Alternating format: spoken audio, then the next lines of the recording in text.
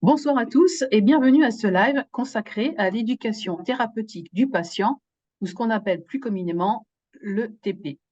Pour aborder ce sujet, je suis accompagnée du docteur Lucie Cabréjot, qui est neurologue à l'hôpital Bichat-Claude-Bernard à Paris et coordinatrice du programme ETP C'est possible. Ah bah oui, c'est possible. Bonsoir, bonsoir docteur Cabréjot. Je vous Bonsoir. remercie d'être avec nous ce soir pour aborder ce sujet à la méconnu mais pourtant très utile. Et donc, dans un premier temps, nous allons présenter le sujet et ensuite nous répondrons, vous répondrez aux questions des internautes. Donc, docteur Dobrejo, tout le monde a entendu ce mot ETP, mais ne sait pas ce qu'il représente. On ne connaît pas exactement. Alors, qu'est-ce que l'éducation thérapeutique du patient et quel est son objectif? Alors bonsoir à tous et à toutes. Donc je suis ravie d'être avec vous ce soir pour parler d'éducation thérapeutique. Donc effectivement, l'éducation thérapeutique du patient, il s'agit d'un accompagnement global qui est proposé aux personnes qui ont une maladie chronique, donc évidemment comme la sclérose en plaques. Et cet accompagnement global est vraiment très complémentaire de l'accompagnement, on va dire, classique que les gens proposent dans le suivi de la maladie chronique et dans la prescription notamment, par exemple, des traitements. Euh, et donc, on est sur finalement des temps de réflexion sur sa situation avec cette maladie et comment trouver des pistes pour améliorer son quotidien, pour avancer, pour maintenir ses projets avec la maladie. Voilà, donc c'est plus des moments précieux de réflexion, je dirais, entouré de son équipe de soins et avec d'autres patients. Et donc, à qui s'adresse le TP? Uniquement aux patients ou peut-elle aussi concerner les proches? Donc ça s'adresse évidemment aux patients, aux personnes avec la maladie et bien sûr aussi aux aidants en tout cas, donc aux proches. Il peut y avoir même dans certains programmes des ateliers spécifiques pour les proches qui peuvent être proposés. Mais voilà, c'est ouvert finalement à tous les gens, enfin, principalement aux patients, mais bien sûr les aidants peuvent accompagner. Alors, vous parlez de programme. Donc, qu'est-ce que vous appelez comme un programme? Est-ce qu'il y a des approches, des connaissances, des compétences particulières qui sont développées, abordées? Alors, on parle de programme parce que nous, en fait, il y a tout un côté un peu formalisé, obligatoire pour pouvoir faire de l'éducation thérapeutique, hein. On doit être formé, ça se fait dans un cadre précis qui est un cadre qui est dans la loi. Donc, c'est pour ça qu'on ne peut pas proposer de l'éducation thérapeutique n'importe comment à tout va. Et donc, c'est pour ça qu'on doit l'écrire et ça se présente sous la forme de programme. Donc, c'est pour ça qu'on utilise le mot programme. Et qui dit programme dit finalement une entrée dans un programme et une sortie et puis une proposition d'atelier qu'on va adapter et personnaliser pour les gens aux patients, aux personnes qui participent. Donc dans ces programmes d'éducation thérapeutique, effectivement, le but, c'est que ce soit utile évidemment pour les gens et que donc ils puissent travailler, développer. Alors on utilise le mot compétences, mais en fait qu'ils puissent apprendre et utiliser dans leur quotidien après les notions qu'ils ont pu apprendre dans les ateliers. C'est ça l'idée. Donc, par exemple, le genre de compétences qu'on va travailler sur les ateliers, il y en a beaucoup et ça peut être assez variable selon les programmes, mais on va par exemple apprendre à gérer sa fatigue. On peut apprendre aussi quels sont mes droits administratifs avec la maladie chronique et comment, voilà, quels sont les droits et comment je peux les utiliser. On va pouvoir aussi faire des ateliers sur la gestion de ses émotions dans la maladie. On peut aussi apprendre à mieux communiquer avec son entourage, par exemple. On pourra apprendre à faire les étirements et la kinésithérapie, voilà, pourquoi et comment, par exemple. Sur les autosondages, il va y avoir des programmes spécifiques sur les autosondages. Enfin, voilà, il y a beaucoup de thématiques qui peuvent être utilisées. Alors, vous avez dit deux choses importantes. Déjà, tout le monde ne peut pas établir un programme ETP. Donc, qui peut être porteur de ce programme ETP? Alors, tout le monde ne peut pas parce qu'il faut être formé déjà. Donc, on doit suivre une formation donc, pour proposer de l'éducation thérapeutique. Et puis, le point important, c'est que ça doit obligatoirement être, on dit, multidisciplinaire. C'est-à-dire qu'il doit y avoir différents soignants, types de soignants qui proposent, en fait, qui participent au programme, tout simplement pour que ce soit beaucoup plus intéressant et pertinent, en fait, pour les personnes ou pour les patients.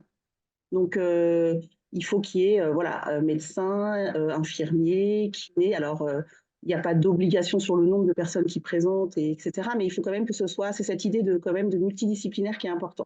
Ça vous permet, quand vous participez à un programme, de rencontrer plusieurs types de métiers dans le soin, en fait, qui vous accompagnent dans le parcours de soins. Et c'est ça aussi l'intérêt de participer à des programmes d'éducation thérapeutique, c'est d'avoir des moments aussi assez privilégiés avec des professionnels en santé différents.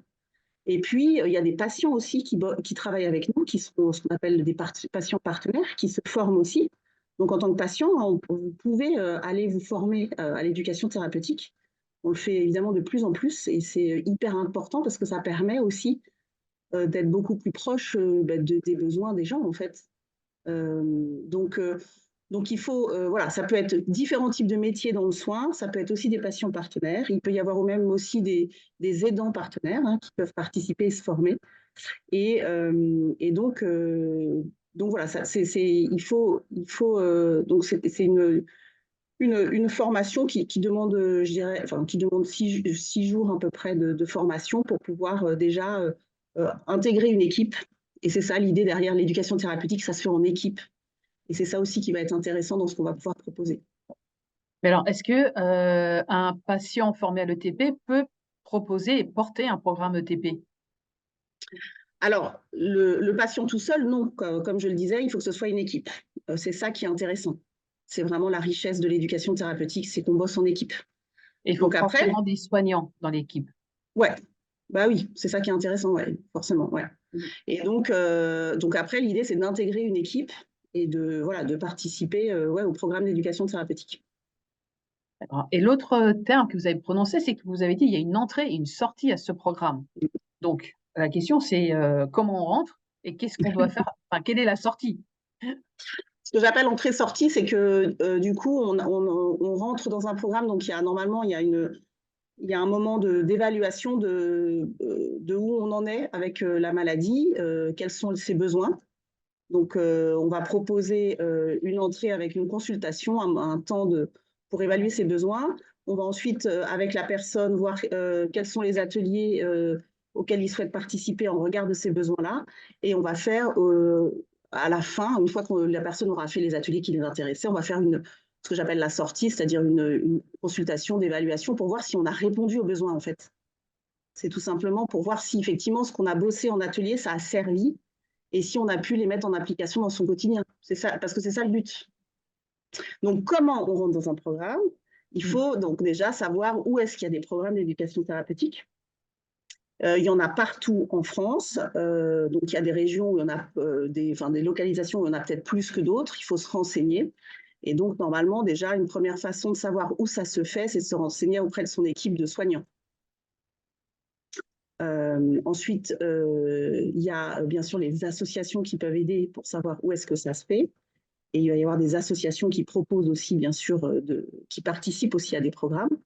Et puis après, il y a les réseaux, notamment les réseaux CEP, qui proposent aussi de l'éducation thérapeutique et qui peuvent aussi vous dire où est-ce que vous avez des programmes par rapport à votre région.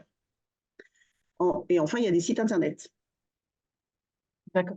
Et alors, à quel moment doit être fait le TP? Est-ce que c'est lorsque le diagnostic vient d'être annoncé ou ça peut être tout au long de la maladie ou quand il y a un changement important dans la vie, dans le cours de l'évolution, dans l'évolution de la maladie? Ouais, moi, je dirais à tous ces moments-là, tout le temps. C'est à partir du moment où on rentre dans la maladie et puis dans l'évolution. En théorie, ça devrait être quelque chose qui s'inscrit dans la durée et une proposition à laquelle on puisse revenir en fonction de ses besoins. Donc en théorie, ce serait à tout moment. Ce qui se passe en pratique, c'est qu'en fonction des programmes que vous allez avoir, il peut y avoir des restrictions sur des périodes en fonction des programmes. Il y a certains programmes par des équipes qui sont proposés, par exemple, aux gens qui viennent juste de rentrer dans la maladie. C'est un choix, c'est voilà, en fonction de leurs ressources, ils font comme ça. Il y a certains programmes qui s'adressent aux patients avec la sclérose en plaques, mais que sur le versant rééducation, parce que ça se fait par des services de rééducation, donc des gens qui ont déjà besoin de rééducation, ou qui ont des difficultés spécifiques de rééducation. Mais en théorie, l'éducation thérapeutique devrait être proposée à tout le monde, à tout moment. et à tout le monde. En pratique, ce n'est pas forcément le cas. Ça dépend des équipes, ça dépend des ressources. Voilà. Donc des fois, certaines équipes choisissent de le proposer qu'à certains moments, au moment du diagnostic, voilà, à certains moments du parcours. Est-ce que un programme d'éducation thérapeutique, est-ce qu'on peut en faire plusieurs au cours de sa vie? Ou c'est un Euh, seul? oui, du coup, en théorie, encore une fois, on peut accéder à un programme ou un accompagnement personnalisé à plusieurs moments, bien sûr, de sa vie. Euh, Après, en face, il y a les difficultés pour les soignants de proposer peut-être beaucoup d'ateliers nouveaux régulièrement, des choses comme ça. Donc, en pratique, des fois, ça peut être un peu plus difficile, mais l'éducation thérapeutique, ça peut se faire aussi par par des ateliers individuels. Hein, donc, on peut être accompagné de façon individuelle. Donc, en théorie, si on a des besoins, on peut demander à refaire, oui, des programmes d'éducation thérapeutique. Alors, c'était justement la prochaine question. Est-ce que ces programmes, c'est pour une personne à la fois ou ça peut être fait en groupe aussi? Donc, le plus souvent, l'idée d'un programme d'éducation thérapeutique, ça va être des propositions. Il va y avoir des temps, le premier temps, justement, la première visite où on est tout seul pour faire le point sur ses propres besoins. Donc, c'est vraiment personnalisé. Et puis après, en fonction de ses besoins, on voit pour proposer des ateliers collectifs et des ateliers individuels. L'intérêt du collectif, évidemment, c'est de se retrouver avec d'autres patients, d'autres personnes de l'entourage aussi, et de réfléchir tous ensemble aux situations, de voir quelles peuvent être les pistes pour avancer ou pour pérenniser des changements dans son quotidien, comment adapter les choses. Et donc ça, moi, je pense que c'est quand même très précieux de pouvoir bénéficier de ces moments collectifs qui ne sont pas des groupes de parole. Hein, on n'est pas là pour raconter c'est vraiment c'est pas pour raconter sa vie personnelle. C'est pas un groupe de parole, mais ce sont des temps structurés autour d'un thème. Donc, par exemple, la fatigue, comment gérer ma fatigue.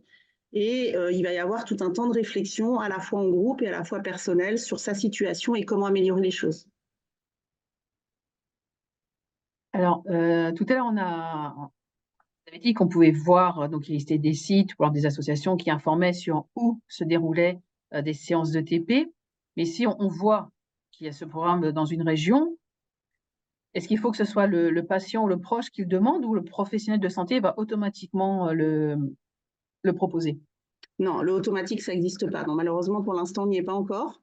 Donc, il y a certains soignants qui sont très au fait et qui le proposent de façon systématique et c'est super. Et il y a quand même encore beaucoup de soignants qui ne connaissent pas bien l'éducation thérapeutique et qui ne vont pas forcément le proposer, ils ne vont pas y penser. Donc, le message, c'est qu'en tant que patient, en tant qu'aidant, vous pouvez demander, euh, vous pouvez vous renseigner directement et demander à bénéficier d'éducation thérapeutique. Ça, c'est vraiment la théorie. Normalement, tout le monde, tout patient avec une maladie chronique devrait pouvoir accéder à ce type de programme. Dans les faits et en fonction des régions, il peut y avoir des inégalités et il peut y avoir des programmes qui sont déjà assez complets. Voilà, ça dépend. Je ne dis pas que ça va aboutir forcément systématiquement, mais en tout cas, demandez-le. Ouais. Alors, une question qui en découle, euh, comment est faite la prise en charge de ces programmes de TP? Donc c'est gratuit, c'est proposé dans le cadre de la maladie chronique, dans la prise en charge à 100%. Et en fait, donc les ateliers sont gratuits. En fait, c'est financé par l'ARS. Donc, en pratique, les patients n'ont pas à payer pour participer à ces ateliers. Il peut y avoir un sujet sur comment on se déplace quand il s'agit d'ateliers où il faut se déplacer sur site. Il peut y avoir un sujet du transport. Est-ce qu'il va être pris en charge ou pas? Donc ça va être un peu variable en fonction, je dirais, je pense, des régions, si on vous fait le bon de transport ou pas, et si vous faites l'éducation thérapeutique lors d'hôpitaux de jour. Voilà, ça peut être un sujet. Mais en tout cas, en pratique, normalement, c'est tout à fait gratuit. Alors, vous avez prononcé le mot ARS, donc je précise que c'est l'Agence régionale de santé. Voilà. Donc, du coup, justement, il y a une question, là, vous parlez de problèmes pour se déplacer. Donc, si la personne ne peut pas se déplacer parce qu'elle a vraiment un handicap physique difficile ou si le lieu de l'ETP est trop loin, est-ce que ces ateliers ETP peuvent être faits à distance? Alors tout à fait et d'ailleurs, c'est ce qui s'est passé pendant la pandémie, Covid. Donc bien sûr, il y a des formats, en visioconférence qui existent, qui sont possibles et il y a de toute façon de l'accompagnement en visioconférence qui est tout à fait possible aussi, ouais. Donc ça, c'est à voir après, avec l'équipe, sur, ce qui est déjà proposé, ce qui existe. Ah, il y a une personne qui demande, on m'a proposé un parcours éducatif, quelle est la différence avec l'ETP? Alors, j'imagine qu'il y en a pas, je pense que c'est ça, c'est un parcours éducatif ou programme ETP, j'imagine que c'est la même chose. C'est juste les termes qui sont un peu différents. Mais c'est le même objectif, hein, en tout cas qu'on entend. C'est-à-dire qu'on a dû vous proposer de faire un point sur vos besoins et ensuite d'essayer de vous proposer des ateliers ou des temps, en tout cas, éducatifs en rapport avec vos besoins pour répondre à ça, parce que c'est ça le but. Et derrière, une évaluation pour savoir si ce qu'on vous a proposé, ça vous a servi ou pas. Et si vous aviez réussi, si vous aviez d'autres besoins, par exemple. Donc oui, ça c'est un parcours éducatif ou programme et de ETP, c'est pareil, je pense. Alors il y a une question, c'est, on nous parle donc de d'éducation thérapeutique, de parcours éducatif. Est-ce que c'est vraiment, heu, descendant ou il y a vraiment un partage? Parce que ça fait un peu scolaire. Ouais, je sais, c'est les termes, ils sont pas à l'éducation tout de suite, ça renvoie des fois à l'école, à ce qu'on a vécu avant. Donc évidemment, les termes sont un peu, nous desservent un peu. Mais au contraire, bien sûr, c'est tout sauf descendant. C'est l'objectif, hein, c'est tout sauf descendant. C'est du partage. Il y a de la pédagogie derrière, hein, donc c'est-à-dire qu'on essaye d'adapter tout ce qu'on va faire sur les ateliers. C'est réfléchi, c'est écrit avant pour que ce soit adapté, pour qu'on favorise la compréhension, la mémorisation, l'assimilation de tout ce qu'on va faire en atelier.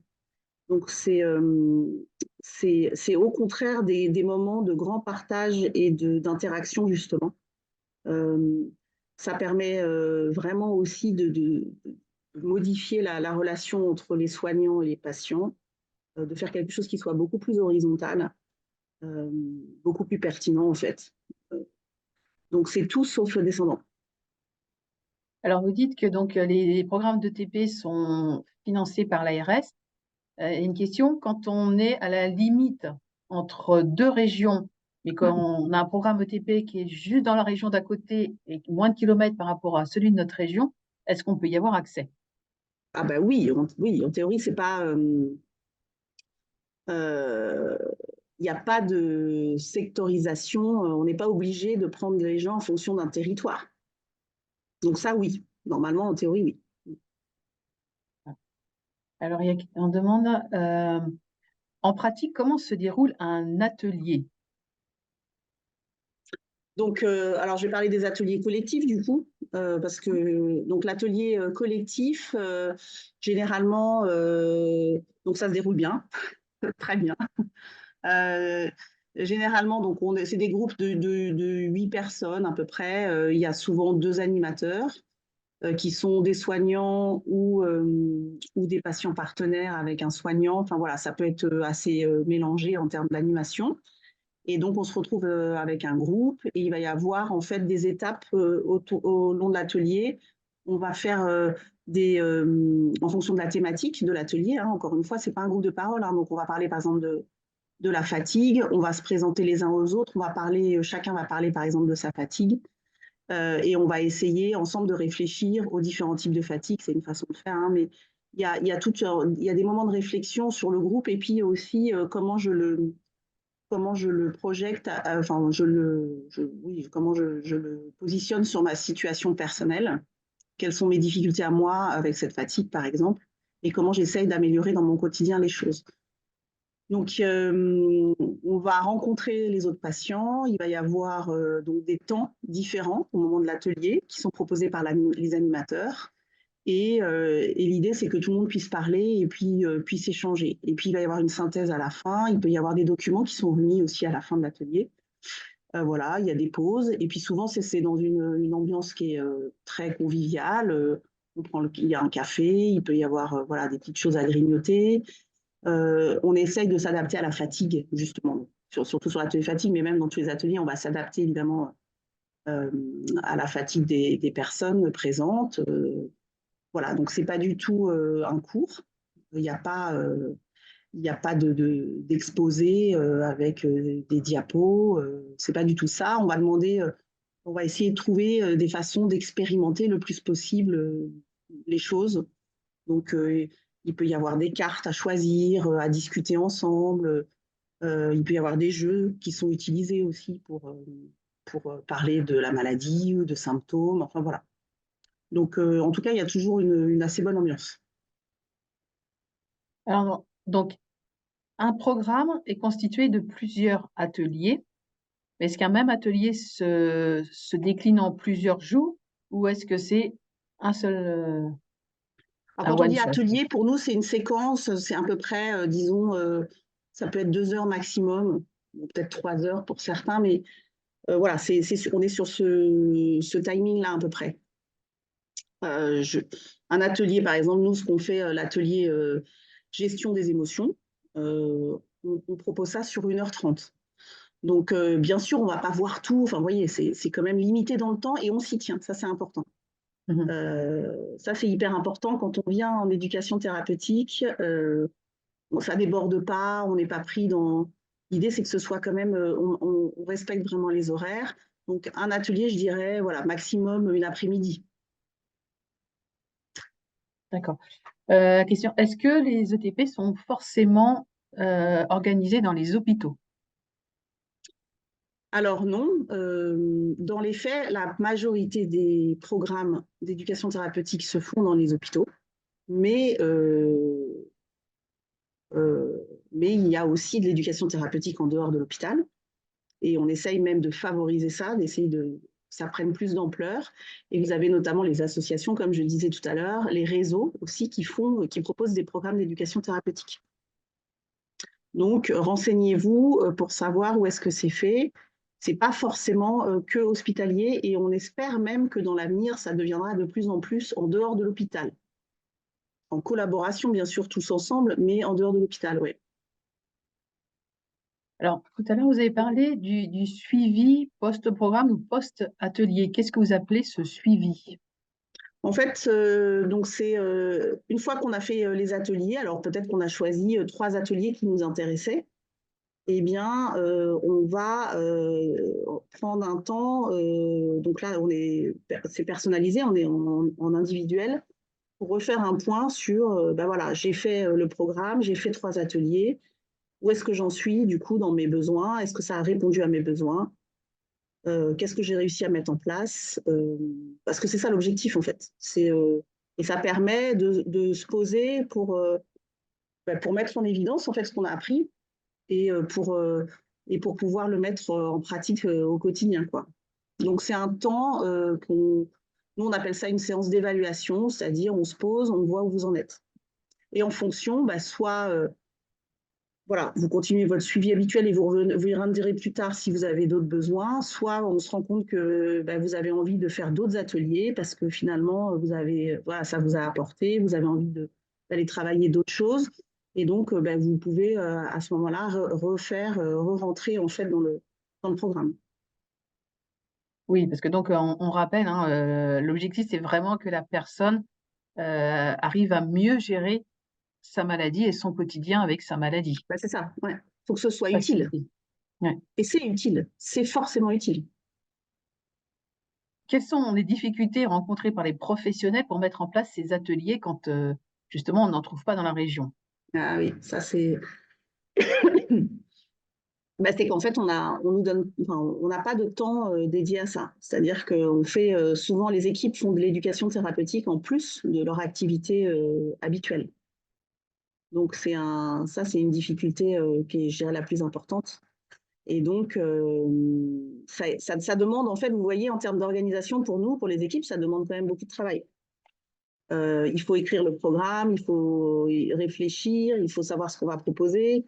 C'est Ça demande quand même du temps, il faut réserver des salles, il faut faire des plannings, il faut le proposer aux personnes, il faut rappeler aux personnes qu'elles sont inscrites. Enfin voilà, il y a tout un travail de planification, d'organisation qui fait que c'est difficile pour les équipes. Et ce qui fait que effectivement, dans certains endroits, il n'y a pas beaucoup d'éducation thérapeutique qui soit proposée peut-être. Est-ce que ces programmes Ouais. d'éducation thérapeutique peuvent être faits, le soir ou le week-end? Alors oui, ça c'est un grand sujet, on le sait que c'est difficile parce faudrait qu'on puisse proposer ça. Alors, il y a des équipes qui proposent des ateliers le soir, donc ça c'est possible. Ça dépend un peu de la possibilité pour les équipes de le faire. Il y a certaines équipes qui peuvent le proposer effectivement le samedi. C'est possible aussi, mais c'est pas forcément le cas partout. Donc je ne sais pas quoi vous dire. C'est variable en fait des équipes. En Oui, théorie, il y a oui, pas il y a ça pas il y doit a être. pas de il y a pas de règles précises, il y a Non, pas, ouais, enfin, c'est vraiment, en fait, en fonction de l'organisation de l'équipe, ouais, comment elle peut s'organiser. Ouais. Et donc exactement. il y a une question, quelqu'un demande: «Est-ce que l'éducation thérapeutique existe aussi pour les enfants qui sont atteints de sclérose en plaques?» Alors, vous savez que nous, dans la santé, c'est vrai qu'on sépare beaucoup le monde pédiatrique du monde adulte. C'est comme ça qu'on est. Et puis, au milieu, on a ce qu'on appelle maintenant la transition. On essaye de travailler aussi sur le moment justement où on passe du monde enfant au monde adulte pour essayer d'améliorer ces périodes de transition. Alors, à ma connaissance, mais je ne connais pas bien du coup le monde pédiatrique dans la sclérose en plaques. Moi, je n'ai pas connaissance de programme d'éducation thérapeutique pédiatrique, mais si ça n'existe pas, ça doit bientôt, je pense, se mettre en place, parce que ça fait partie, je pense, maintenant, ça fait partie quand même d'une volonté de développer, de déployer l'éducation thérapeutique. À ma connaissance, moi, je n'ai pas de contact, je ne peux pas vous dire où le faire, mais peut-être que ça a déjà été mis en place. Oui, il me semble qu'à une époque, au 97, au centre de référence, ils en Ouais, je proposaient, mais je ne sais pense. pas s'ils le font toujours. Et du coup, pour les parents d'enfants, parce que c'est pas toujours Ouais. facile à gérer, est-ce qu'il y a des programmes, c'est pareil, vous connaissez pas trop?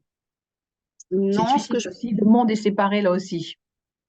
c'est encore assez séparé, ouais, ouais, malheureusement. Après, pour les aidants, il y a quand même. Donc, les parents, on les assimile à ce qu'on appelle les aidants. Et Mmh. donc, oui, il y a quand même pas mal de choses qui se développent pour les aidants. Alors, je dirais plus dans le monde associatif. Et donc, peut-être se renseigner de ce côté-là. Euh, en tout cas, la Ligue contre la sclérose en plaques fait des formations pour les aidants.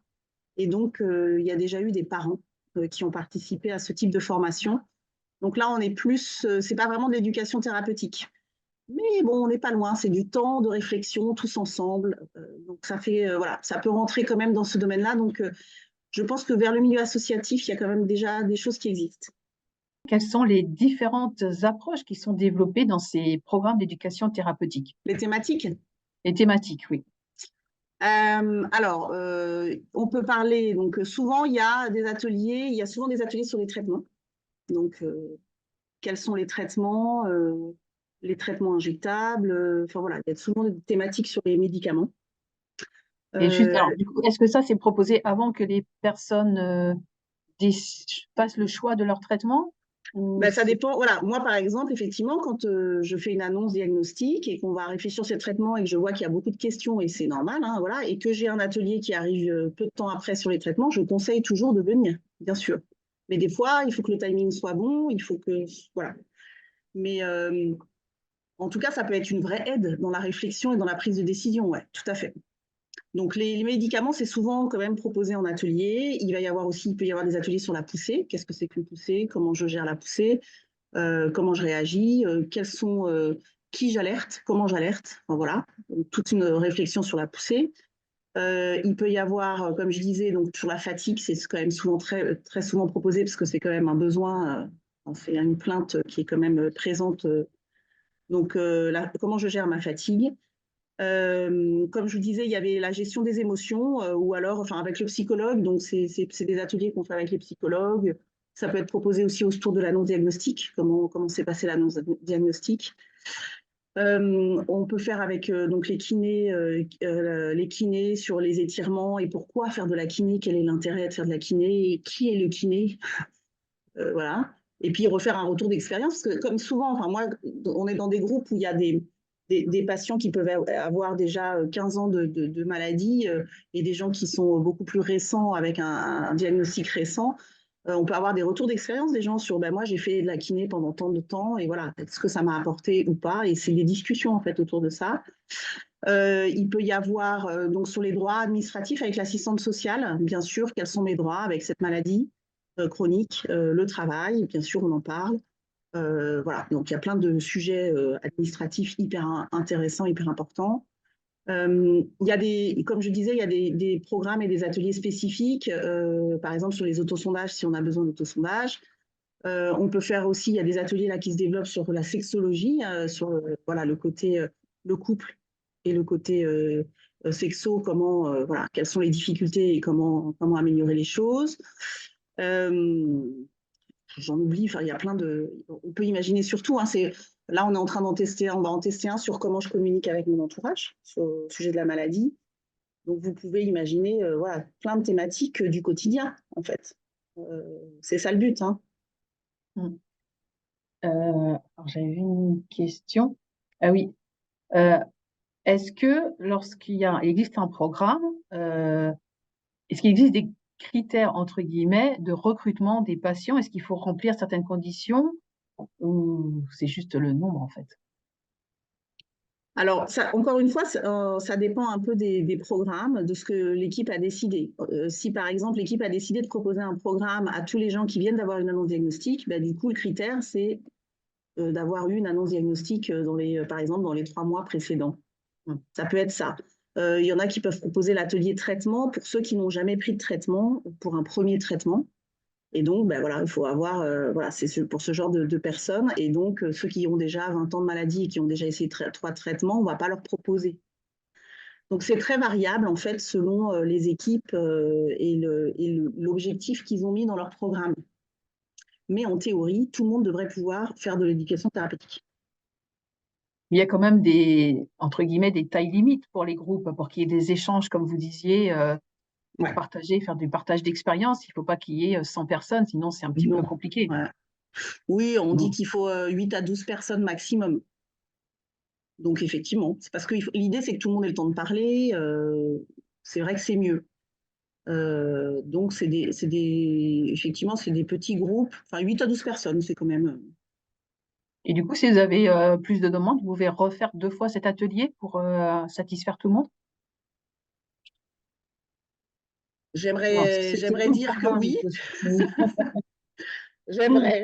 J'aimerais faire des ateliers tout le temps, en permanence, bien sûr. J'adorerais. Mais dans les faits, c'est pas tout à fait comme ça. Dans la vraie vie, on est fait face à que vous connaissez, on fait face à des difficultés de ressources humaines qui font que, malheureusement, non. Mais il faut insister. Moi, mon message ce soir, c'est de dire insistez, demandez, renseignez-vous. Si c'est pas possible à tel endroit, voir si c'est possible à un autre endroit. Parce que c'est tellement précieux comme accompagnement que ça vaut le coup. Alors, il y a une question parce qu'on doit avoir des personnes qui nous suivent depuis d'autres pays francophones. Est-ce que ça existe ailleurs qu'en France, ces programmes d'éducation thérapeutique? Alors oui, l'éducation thérapeutique, en fait, ça existe depuis 20 ans, hein. C'est quelque chose qui est très ancien, en fait, et ça a été développé surtout par les diabétologues, dans le diabète au départ. Donc, depuis 20 ans, dans le diabète, ça se fait partout, on va dire. L'éducation au diabète, c'est partout. Donc après, nous, en France, on a une particularité, c'est que on est obligé de le faire dans un cadre très légal. Mais c'est vrai que dans les autres pays, c'est peut-être moins strict le cadre pour pouvoir proposer des actions ou des programmes d'éducation, en fait. Donc je dirais oui. En pratique, les soignants, on fait tous un peu quand même déjà d'éducation, hein. Il y a quand même, ça fait partie de, de notre culture. On explique ce qu'on fait, on essaye. Mais l'éducation thérapeutique va vraiment permettre de travailler encore plus sa posture, sa façon d'expliquer les choses, sa façon d'accompagner les gens, sa façon d'écouter. C'est pour ça que c'est vraiment très important, je pense, quand on a une maladie chronique. Ça change aussi les relations avec l'équipe soignante. Ça peut changer un peu les relations aussi avec son médecin. C'est plus, comme je disais, c'est plus horizontal, c'est plus pertinent. Et puis, on a plus enfin, en tout cas, on a plus d'écoute. Les patients se sentent plus écoutés. Et puis, on essaye vraiment plus de trouver des solutions dans le quotidien. Ce qu'on fait peut-être moins en dehors de l'éducation thérapeutique. En France, l'éducation thérapeutique, déjà, donc, encore une fois, ça existe depuis très longtemps, depuis 20 ans. C'est pas nouveau du tout, hein. Et en France, c'est inscrit dans la loi depuis 2009. Donc, il est inscrit dans la loi que toute personne avec une maladie chronique doit pouvoir bénéficier d'éducation thérapeutique.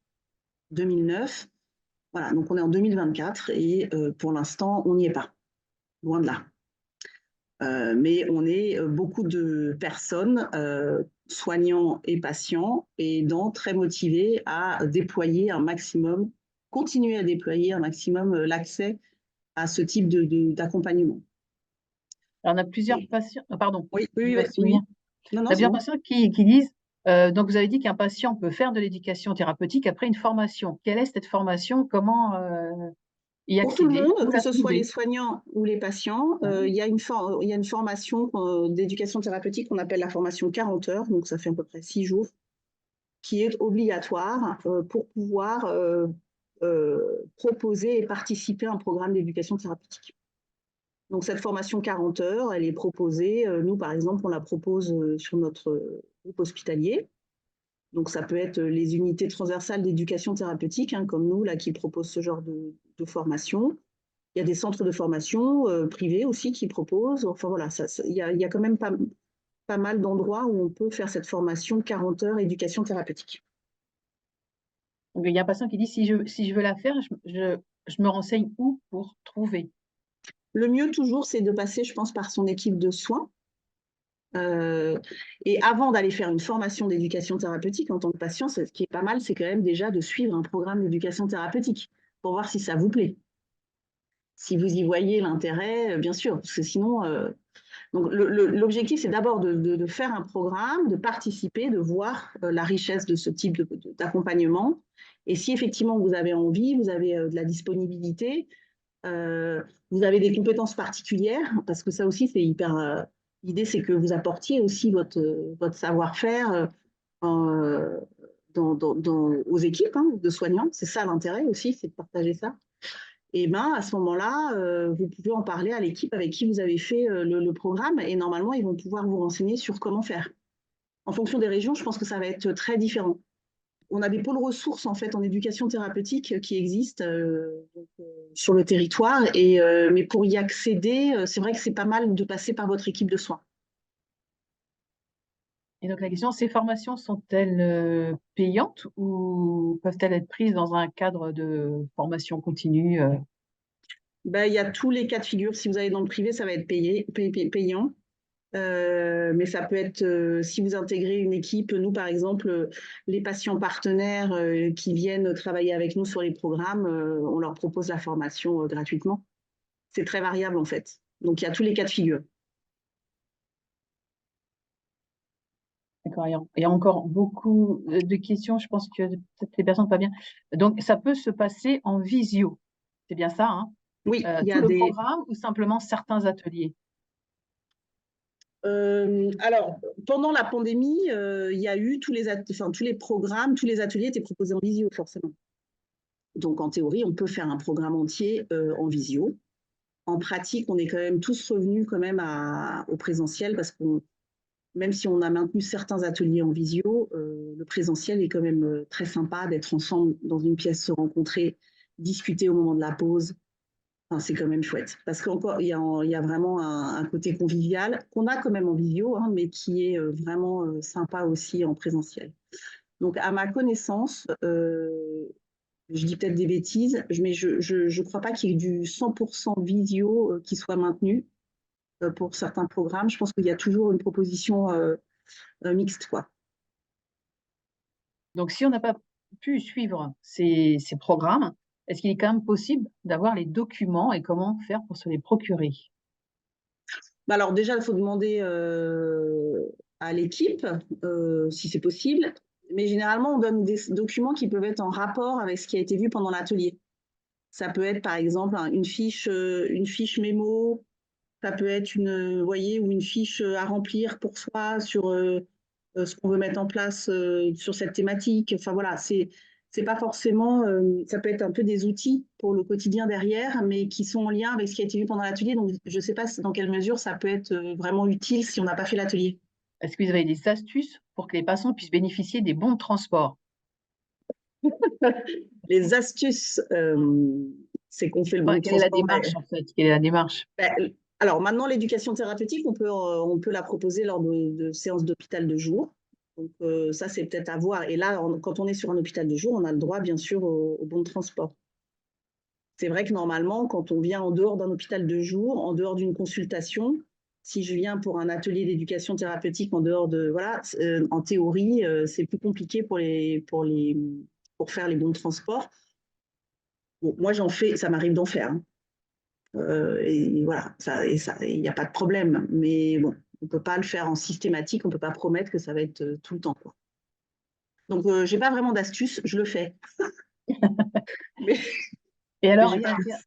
est-ce qu'un programme d'éducation thérapeutique peut être mis en place dans une maison médicalisée où on associe l'handicap lié à la sclérose en plaques et l'âge, euh, Et l'âge, enfin c'est-à-dire le vieillissement, voilà. alors en théorie, oui, et de toute façon, l'éducation thérapeutique, ça peut se faire partout. En théorie, et même, euh, oui, oui, donc en théorie, oui. Après, est-ce que ça existe? Donc, il y a de l'éducation thérapeutique, par exemple, pour les gens qui ont des problèmes de maladie d'Alzheimer, hein. Ça existe évidemment. Donc, on est sur des populations plus âgées et il y a beaucoup d'ateliers dans ces cas-là qui sont proposés aussi aux aidants, justement, ou à l'entourage. Donc, oui, je dirais que oui, c'est possible En parlant et des ça dents, existe. il y Ouais. a la question, c'est est-ce que lorsque vous faites l'éducation thérapeutique pour les aidants, est-ce que là aussi les ateliers sont pris en charge par l'ARS? Oui, oui, on ne paye jamais rien. Ouais, ouais, tout à fait. Par contre, évidemment, on ne va pas faire de bons de transport pour les aidants. Je le dis, mais c'est évident. Mais oui, oui, non, ouais, bien sûr, tout ça, c'est gratuit. Ouais, c'est pris. Ouais. CEP et cancer, est-ce qu'on peut avoir un atelier qui permet de mieux vivre cette double pathologie? Euh, donc, il y a évidemment beaucoup de programmes d'éducation thérapeutique dans le domaine des cancers, hein, bien sûr. Donc, ce qu'on peut arriver à faire quand les gens ont plusieurs maladies, déjà, ce qui est déjà pas mal, c'est d'orienter, de participer, par exemple, au programme sur la sclérose en plaques. Et moi, ça m'arrive d'orienter aussi les gens sur le programme, par exemple, sur le diabète ou du programme sur l'hypertension artérielle. Voilà. Donc ça, oui, mais c'est possible. Voilà. En théorie, c'est possible. Maintenant, qu'il y ait des ateliers, alors on appelle ça des ateliers polypathologie, effectivement, mais ça va parler effectivement euh, de, de thématiques qui concernent toutes les maladies. Donc, par exemple, typiquement la fatigue. Ça, c'est un atelier qu'on peut proposer à tout le monde, qu'on ait une sclérose en plaques, qu'on ait un cancer, qu'on ait voilà, un Mmh. rhumatisme, un problème cardiaque. Donc ça, oui, ça se développe de plus en plus. Et il y a de plus en plus de programmes polypathologiques qui sont proposés où on va proposer que des ateliers. Donc, vous voyez, on mélange les personnes. Donc, effectivement, on peut venir et participer. Et donc, on peut avoir plusieurs pathologies ou on peut avoir qu'une seule pathologie, mais on est mélangé avec des gens qui ont d'autres pathologies. Maintenant, des problématiques spécifiques, un programme pour les gens qui ont la sclérose en plaques et qui ont un cancer, ça, pour l'instant, ça n'existe pas. Où trouver les programmes ETP? Est-ce que les réseaux, les CRC, on l'a dit, mais donc rappeler Première les chose, c'est d'en et parler comment à on y son accède? médecin et à son équipe de soins. Le médecin, il sera peut-être pas au courant, mais si vous êtes suivi sur un hôpital, si vous demandez à l'équipe infirmiers, qui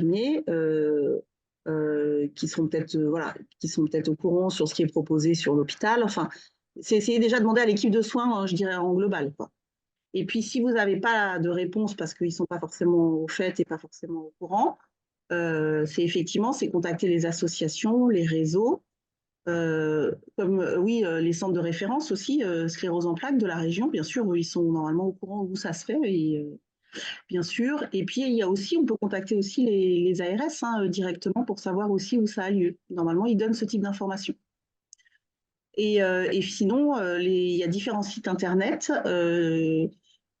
qui recensent, alors qui sont plus ou moins à jour, il faut se méfier, mais qui recensent, qui essayent de recenser, on va dire, les programmes, et qui normalement mettent même les coordonnées, les numéros de téléphone et les mails pour contacter directement les gens.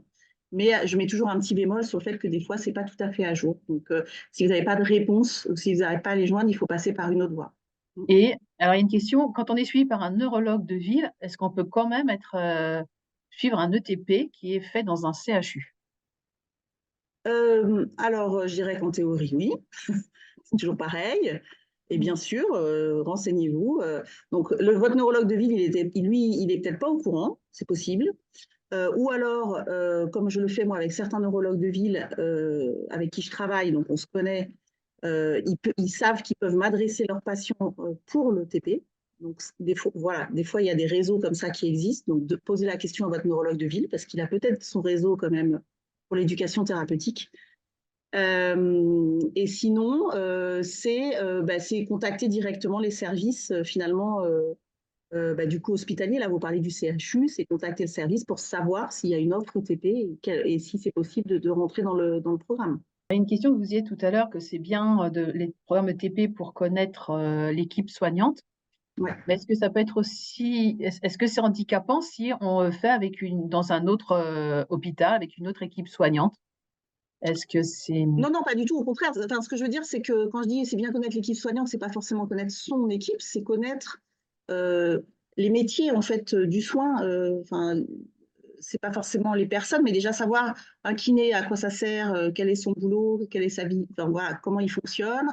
Euh, Ça peut être un infirmier, un psychologue. Moi, j'ai beaucoup de gens qui viennent en atelier qui n'ont jamais voulu ou pu rencontrer de psychologue. Et en fait, ou parce qu'ils avaient des a priori sur le psychologue, on fait l'atelier, ils rencontrent notre psychologue, et là, ils se disent, ah ben oui, finalement, les psychologues sont des gens bien. Et donc, ça ne veut pas forcément dire qu'ils vont continuer à voir le psychologue avec qui je travaille, mais ça leur donne envie, du coup, de peut-être d'aller rencontrer un psychologue près de chez eux. Donc, de toute façon, c'est intéressant, même si ce n'est pas vos soignants. Donc, on parlait tout à l'heure du recrutement, entre guillemets, des personnes qui voulaient y aller. Des fois, vous pouviez faire des thèmes en fonction si c'était jeune, diagnostiqué, tout ça.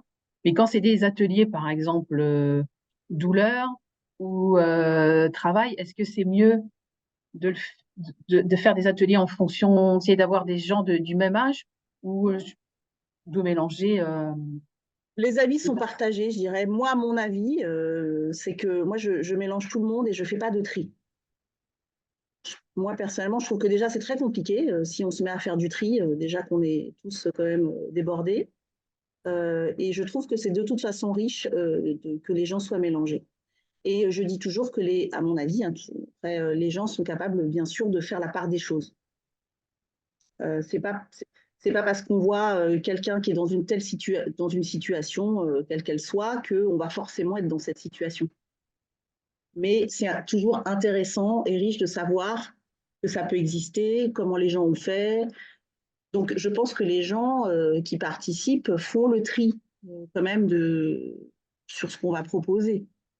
Donc, Et ça, moi, en fait, personnellement, je mélange tout le monde. et ça, en fait, c'est justement l'équipe ETP qui va faire en sorte que, Oui, comme on dit, la mayonnaise prend et qu'il n'y ait ouais. pas que les personnes en situation qu'on présente moins de handicap soient un peu effrayées. Alors, si Voilà. c'est cette question-là du handicap, effectivement, c'est encore une fois, je pense que déjà, on sait faire le tri des choses, et puis euh, que la peur ou la représentation des choses, le fantasme que peut être un handicap dans cette maladie, par exemple, si on n'en a pas, je trouve que c'est de toute façon intéressant de voir comment les gens, où les gens en sont et comment ils se débrouillent avec. Et ça ne veut pas forcément dire qu'on va être dans cette situation-là. mais les avis sont partagés et vous rencontrerez peut-être des collègues, d'autres soignants qui auront un autre avis que le mien. Donc, voilà, je mets de la nuance. Chacun après fait comme il peut aussi et comme il veut sur la façon de proposer les choses. Alors, tout à l'heure, on a parlé, donc, savoir s'il existait des ETP pour les CEP pédiatriques. Donc, vous ne saviez pas trop, mais vous avez parlé de la transition. Ouais. Et du coup, est-ce qu'il y a vraiment des ETP spécifiques transition, alors on va dire ado-adulte, ou sinon, à partir de quel âge on peut faire un programme ETP? Est-ce que c'est 18 ans ou moins, un peu plus? Alors, un programme ETP, en théorie, on peut le faire à partir, enfin, n'importe quand. Et en pédiatrie, ils font des programmes, du coup, plus pour les parents quand, par exemple, il s'agit de bébés, hein, de tout petits. Mais c'est les parents qui ont accès à un programme ETP sur la maladie qui touche leur enfant. Et puis après, on va s'adapter à l'enfant en fonction de son âge. Et les ateliers proposés aux enfants, alors encore une fois, je ne connais pas très très bien, hein, c'est pas du tout mon quotidien, mais c'est à partir du moment où les enfants peuvent participer, donc à du collectif, j'imagine, enfin voilà, 6 ans, enfin des choses comme ça, ils peuvent déjà commencer à travailler des notions, hein, bien sûr, en atelier. Mais donc, on peut proposer, oui, finalement, on peut proposer à des parents très très tôt, même pour des bébés, quoi. Maintenant, la transition, oui, ça c'est une volonté qu'on a tous, parce qu'on voit à quel point cette période charnière, elle est importante, et on sait qu'il faut la travailler, que ce soit du côté des pédiatres et du côté des médecins adultes. Et c'est vraiment dur parce que pour les personnes qui ont une maladie, passer du monde pédiatrique dans le soin au monde adulte du soin, c'est passer quand même de deux mondes à deux mondes très différents sur la façon dont on est suivi, dont on est accueilli, etc. Et il y a beaucoup de choses à travailler en fait. Donc ça se développe beaucoup. Et il y a maintenant des équipes transition qui existent, qui se mettent en place. Mais on est quand même encore dans le début, hein. Donc tout est à construire, je dirais.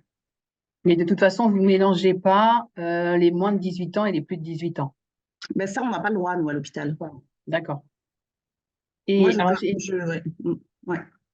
Enfin, attendez, je réfléchis à la question 2 secondes. Euh, euh, je pense que si finalement, enfin, on doit pouvoir mélanger. En tout cas, il peut y avoir des adultes, des jeunes adultes qui peuvent venir pour encadrer en tant que patients, participer auprès de populations pédiatriques. Donc, un adolescent de 16 ans ne peut pas suivre un programme ETP comme vous le non, ça non, moi je volontiers. peux pas. Ouais, parce que moi je peux pas suivre, je peux pas suivre et inscrire de Des moins de personnes de 18 moins ans. de 15 ans. Ouais. À moins de 15 ans. Mais donc Ouais, des 15-18 ans, vous pouvez le faire. oui, je suis des gens de 17-18, ouais. D'accord. Ouais, tout à Et fait. donc même en ETP. Alors même en ETP en théorie, en pratique, j'ai pas de propositions j'ai très peu, ils viennent pas sur les ateliers qu'on propose là. Ça les intéresse pas. La façon, c'est pas, je pense que c'est pas assez adapté et Oui. j'ai pas de groupe de très jeunes comme ça. Mais ça pourrait tout à fait se développer, s'imaginer, ouais. Alors tout à l'heure, vous avez dit qu'il y avait des ateliers pour les aidants, donc en CP et RIPOTO pour les parents. Mais du coup, est-ce que la fratrie peut aussi avoir des programmes ETP? Alors en pédiatrie, ça se fait. Ils peuvent participer. Maintenant, chez les adultes, quand je dis aidant, l'aidant, ça peut être le frère ou la sœur. D'accord. Pour moi, l'aidant, par contre, c'est sûr que sur des ateliers pour les patients, on va dire que oui, ils peuvent venir s'ils veulent avec une personne de leur entourage. C'est eux qui choisissent avec qui ils viennent, hein. Nous, on n'est pas là pour dire c'est telle personne ou telle. Voilà, c'est eux qui décident. Donc ça peut être le frère ou la sœur. Mais par contre, il n'y a pas toute la famille qui va venir. En D'accord, tout cas, ouais. sur un atelier collectif, c'est pas possible. Sinon, on va pas s'en sortir. Docteur Cabojo, vous avez déjà répondu à beaucoup de questions, mais peut-être que vous souhaitez dire un mot de conclusion avant que l'on clore l'émission. Ben, ce que je voulais dire, c'est comme vous l'avez vu, moi je suis une convaincue de l'intérêt de l'éducation thérapeutique, je suis une militante pour l'éducation thérapeutique et que ça change vraiment les choses, je trouve, dans l'accompagnement et dans la maladie chronique. Donc mon conseil, c'est vraiment renseignez-vous et testez. Venez faire de l'éducation thérapeutique et voilà, faites-vous votre idée, mais venez. Ben, docteur Garojou, je vous remercie infiniment pour le temps que vous nous avez accordé et les réponses que vous avez apportées. Et quant à moi, je vous donne rendez-vous pour notre prochaine émission en direct qui se déroulera donc le lundi 18 mars à 18 h pour parler CEP et travail depuis Marseille, cette fois-ci avec le docteur Audrey Ricot, neurologue, et Marie Delaine, patiente experte. Merci à tous et bonne soirée.